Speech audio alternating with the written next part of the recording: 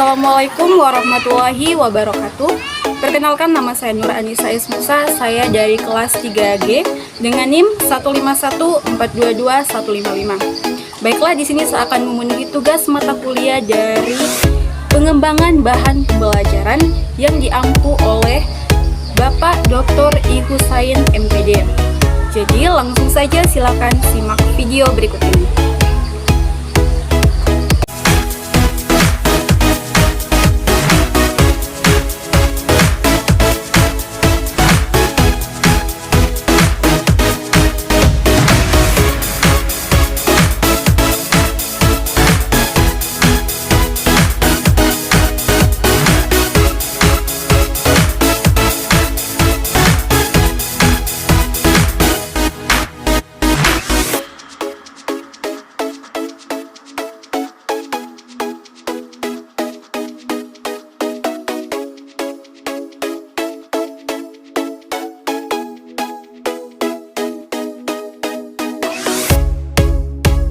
Pengertian bahan pembelajaran di SD. Bahan pembelajaran di sekolah dasar merujuk pada semua materi, sumber daya, dan alat yang digunakan untuk mendukung proses pembelajaran di tingkat pendidikan dasar. Bahan pembelajaran ini dirancang khusus untuk memfasilitasi pemahaman dan perkembangan kognitif, sosial, dan emosional siswa dalam berbagai bidang pelajaran. Bahan pembelajaran sekolah dasar dapat berupa buku teks, buku panduan, lembar kerja, lembar kegiatan, permainan edukatif, media pembelajaran berbasis teknologi, dan sumber daya lainnya. Bahan pembelajaran harus disesuaikan dengan tingkat perkembangan dan pemahaman siswa, serta mendorong kegiatan yang mengembangkan keterampilan berpikir kritis, kreativitas, kolaborasi, dan komunikasi. Berikutnya, karakteristik bahan pembelajaran di SD.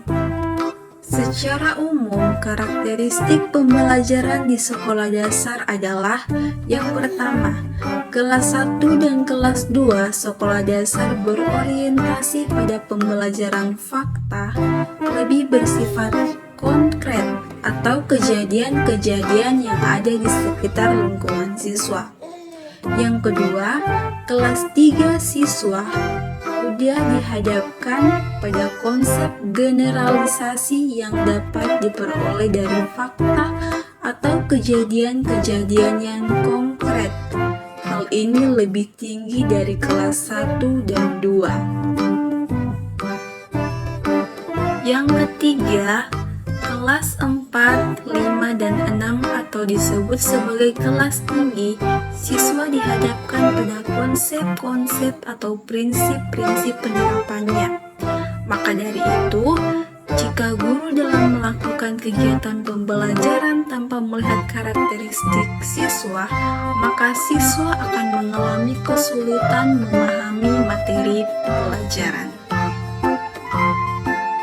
Berikutnya, bentuk bahan pembelajaran di SD.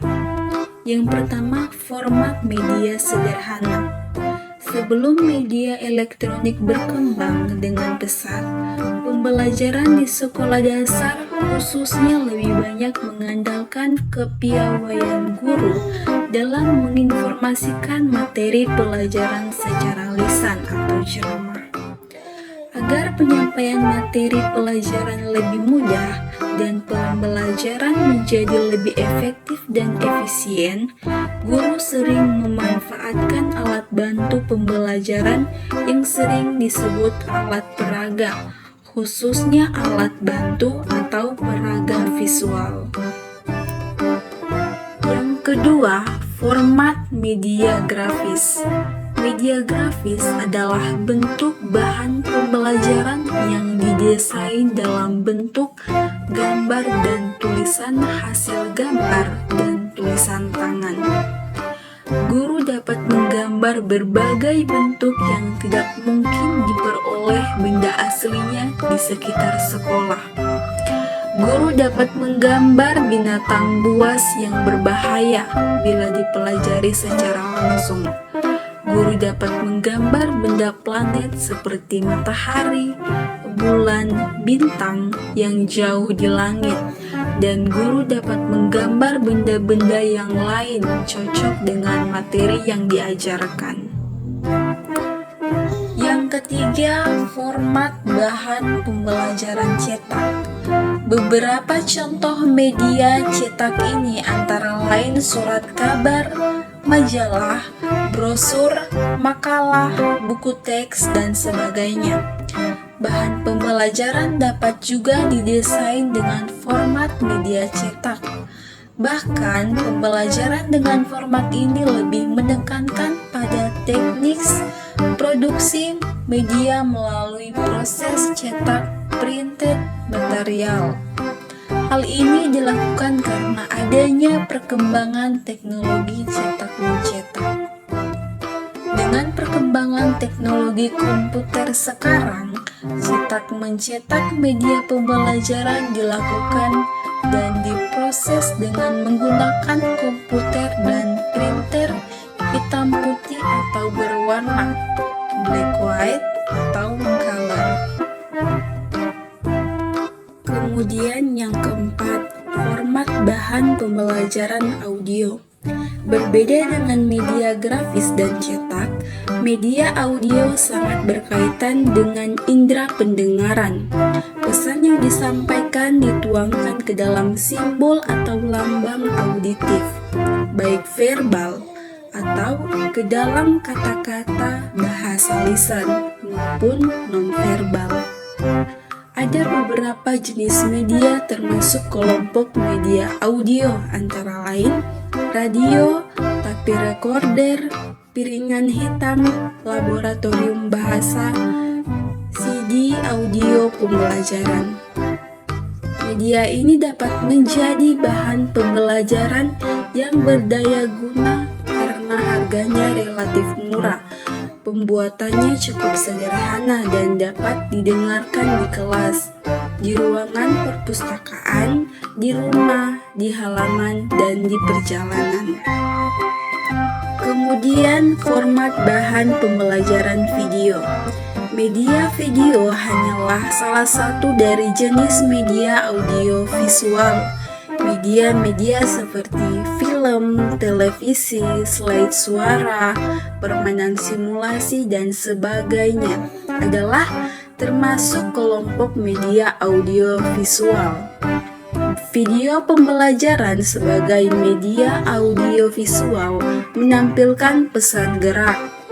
Pesan yang ditampilkan bisa bersifat fakta seperti kejadian, peristiwa, dan berita, maupun fiktif seperti cerita, bersifat informatif, edukatif, maupun instruksional.